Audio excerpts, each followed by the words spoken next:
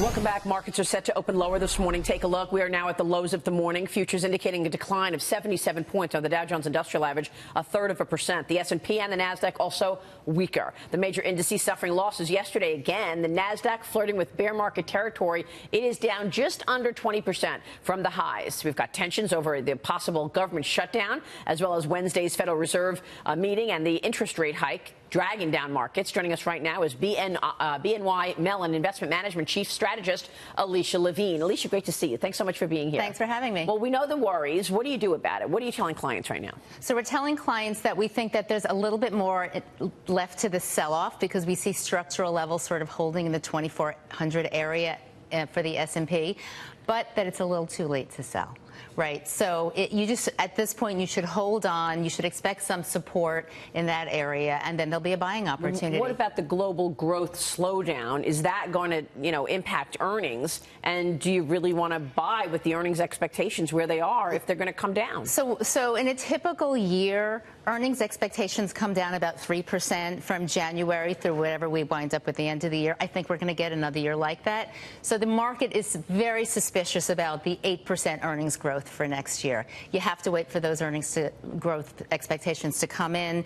We're really looking at a 4 to 5% for next year. When that happens, I think then you've got the information into the market, and then you can start buying. Lindsay, what do you think about the tech sector in particular? You have the Nasdaq nearing bear market territory. Some of the stocks within the information technology sector within the S&P 500 are down 30, 40 or more percent.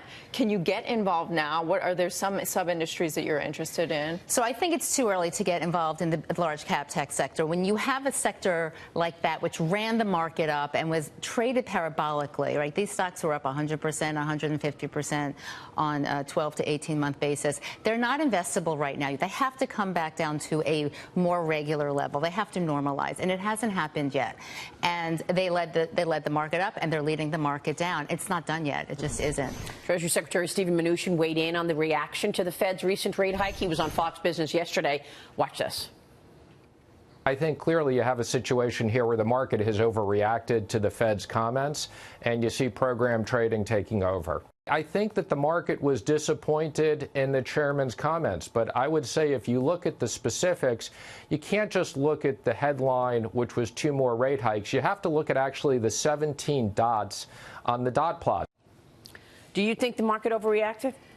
So the market clearly was convinced that we were getting data dependence for next year and a more contingent Fed, and they were hoping for Jay Powell to express that. So whether it was realistic or not to expect it, that's what the market wanted to hear.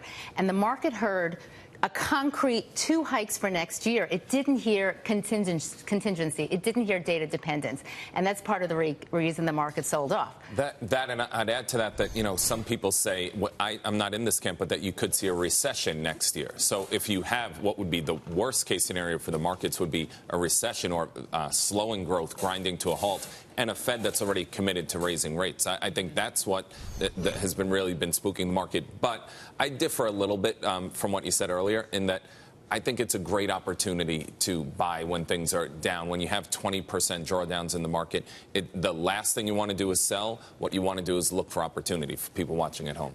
Agreed. I just don't think we're done yet. I think, first of all, the market hasn't hit support yet. We crashed right through 2450 yesterday, which was one of the first levels of support. So we're probably going lower, probably another 4%. But that's in the short term. I do think earnings have to come in realistically for next year. The earnings numbers will be very contingent on what happens with China and whether we actually smooth out trade relations with China or not. So even though trade with China and tariffs will not hit the overall economy, and to that extent the administration is correct, we're not really going to hit the economy that much.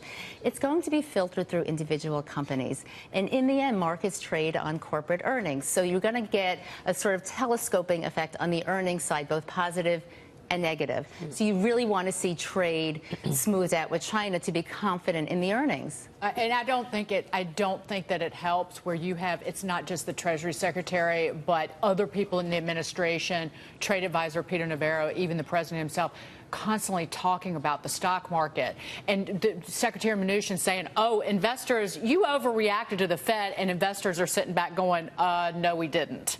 So I think he's trying to school investors on basically how to place bets, and I think that it will hit you in the face if you're not careful. Is there an argument to be made that you do want to take some money out of stocks and put it in fixed income? If you're getting almost 3% on the short end, does it make sense to reallocate? Look, part of the drawdown is the fact that there are alternatives. So there's safe alternatives in cash. Cash hasn't been an asset class in 10 years. Now it is, and this is the best performing asset class this year. So there's an alternative to equities, and the short end of the curve is a great place to put money right now, and it's safe.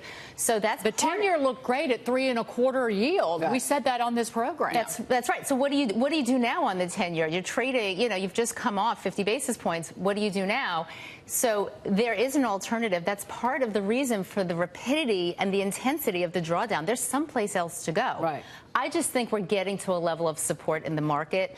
You have tax loss selling this time of year. This is the time of year. If you're not getting a Santa Claus, if you're not getting a Santa Claus rally, you're having people taking losses, and they're taking losses over the next 10 days. You just have to live with it. So you're getting close to recommending getting back into this market, it sounds like. We're getting close, but we're not there yet. All right, we'll leave it there. Alicia, great to see you. Thank you. Thank you so much. Thanks. Alicia Levine joining us.